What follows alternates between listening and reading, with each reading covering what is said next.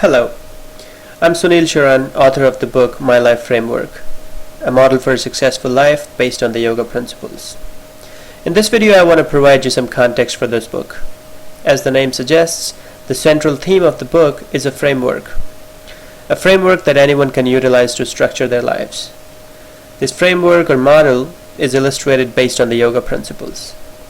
The yoga to many people, especially in the West, is mostly a physical practice, a discipline to improve their physical health. In my book, yoga has a much broader meaning than that. Although the physical element is mentioned, primarily yoga in this book is science of spirituality. Without going in detail right now, in the book, yoga is essentially a way of life, and when I say yoga is science of spirituality, that means it is a logical way to explain and a logical way to explore the spiritual truths by any human beings, anyone using a specific methodology. Well, this book is not a typical yoga philosophy book or a yoga book on physical health. One of the ways to look at this book is as a help book to plan the journey of life, for a successful journey of life. Now, everybody wants to be successful in life. It may be knowingly, unknowingly, or at least vaguely, everybody wants to be successful. Yes, all of us may not have thought about this concept of success directly, but subconsciously, all of us make an effort to live a pretty good life, or a successful life. However, be it internal improvement goals or external measures of success, only a very few of us achieve the personally set targets of our own successful life. Now, reasons are many and symptoms are many. It could be simply because many of us don't have an independence of thought, and we think along whatever the popular culture suggests. Or it could be our lack of capability, our strength to execute things, do things. In the end, the result is that most of us simply have a vague desire to improve. Notice the word vague, as opposed to a good grasp over what we really want to do in life and then actually doing it. This vague desire to improve doesn't take us very far where we really want to be in life, and we end up keep swinging between hope and frustration. We simply need to look around us and also within ourselves to notice the numerous challenges of life. So many of us are physically unhealthy, so many of us lack meaningful relationships, so many of us blindly run our lives on a few religious beliefs while looking down upon every other religion. So many of us are in heavy financial debt and keep struggling for simple financial independence. And the list of challenges continue. Now, if I bring together some of these specific aspects of life, think about yourself and think about how many people you know who are balanced or successful in a holistic way. Well, many people might think or call themselves successful even without a balance. I've mentioned the word balance, and the act of balancing life is inherently very hard. But it seems to be much harder these days. It feels like the life for our parents and grandparents was a bit simpler. One of the primary reasons the challenge of balancing life is harder today is that there is too much noise all around us. Contemporary popular culture presents too many continuously changing variables for us to effectively manage our lives. There is too much noise around us to define a meaningful life with any level of certainty. One of the key themes of our times is globalization. Globalization dominated by the West. This globalization is restructuring the world at numerous levels. It is colliding with established personal and family value systems. It is changing the social orders, governance models, and it is accelerating the consumption of Earth's limited natural resources. So it is definitely not only about economy.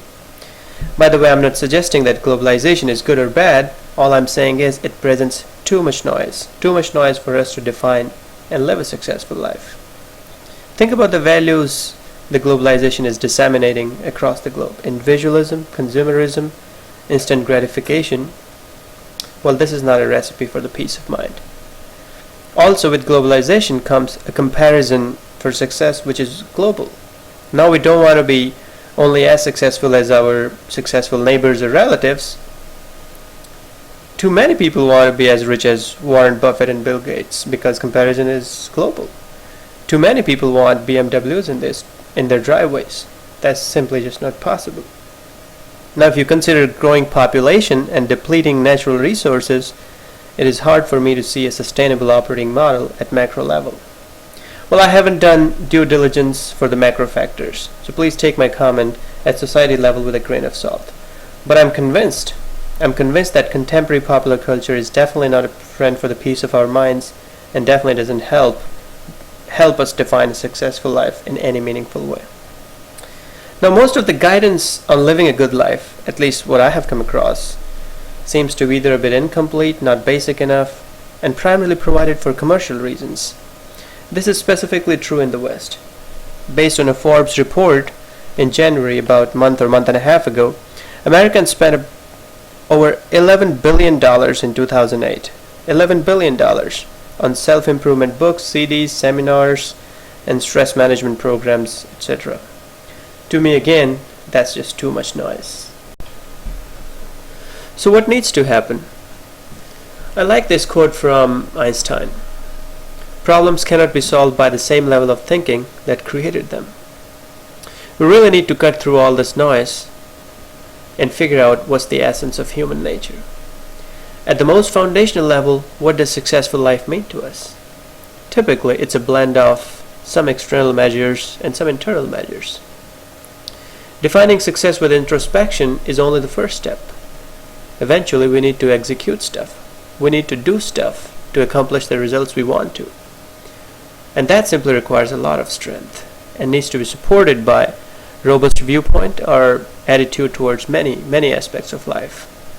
So if some self-help guru is selling a quick fix, I would definitely take a stand of skepticism, because human beings need to follow certain laws of nature, and there are not many quick fixes in changing ourselves. So what's in the book? I would like to think I have provided essential content, essential thoughts to cover the topics mentioned in previous slides on challenges of life and what needs to happen at the foundational level to take care of those challenges. India being a very old society, it has gems of wisdom scattered all over the place. Well, it is not always easy, though, to compile these gems in a usable structure. This book is my attempt to capture the wisdom of India, whatever I have understood till date. In my teenage years, in early 20s, I worked primarily subconsciously and later on consciously to organize my thoughts and develop my own point of view on various aspects of life. I also feel fortunate to have received guidance from quite a few good-hearted and smart people to help me focus on right sources of information and inspiration. I evaluated Raj Yoga by Swami Vivekanand, an autobiography of a yogi by Paramhansa Yoganand, in 1993-94 time frame for the first time, and I've been building my thoughts on that foundation since then. So the book has primarily evolved from my own notes, which were more like reminders, bullet points, or one-liners, thoughts to remember. The idea of my analysis being valuable to others prompted me to document them as a book. So this book is not about theory. It is definitely not a philosophical exercise for conversation pleasures or to serve mind's lust for aimless analysis. For that purpose, there's a great deal of literature in the marketplace. I believe there are two specific outcomes for the readers from this book. First, a framework, a model, or an outline to put structure around our lives. Although it feels kind of awkward to use the term framework in the context of life, but in the absence of a better term, I'm going with the term myLife framework. Whatever the term we use, the purpose of a framework is to provide a structure for life and to convert our vague desire to improve into a concrete plan of action. And second, the foundational principles of life, which are based on the yoga theory. I'll create a separate presentation to outline the myLife framework that I mentioned in this slide.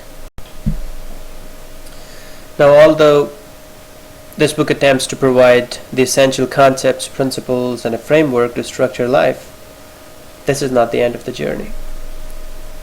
As we mature, we have to go through a lot of internal argumentative analysis to build our own viewpoint on various aspects of life. And once we build our viewpoint, then the further analysis is only to intensify our decisiveness on our viewpoints. Essentially how we're going to live life. Whatever stage you are in, I hope you'll make the best use of information presented in the book to improve your own life and the lives of others around you. The content of this book being an opinion on a very general topic of life, I'm sure you'll have thoughts in agreement and disagreement with it. Now, the human mind being an imperfect instrument, I'm sure my analysis has some flaws. Please evaluate my basic hypotheses, assumptions, and my analyses as you critique it and personalize it for your own benefit. Although I have learned from a variety of sources, my core thinking is influenced by yoga theory. So while evaluating my thoughts, make sure you compensate for my biases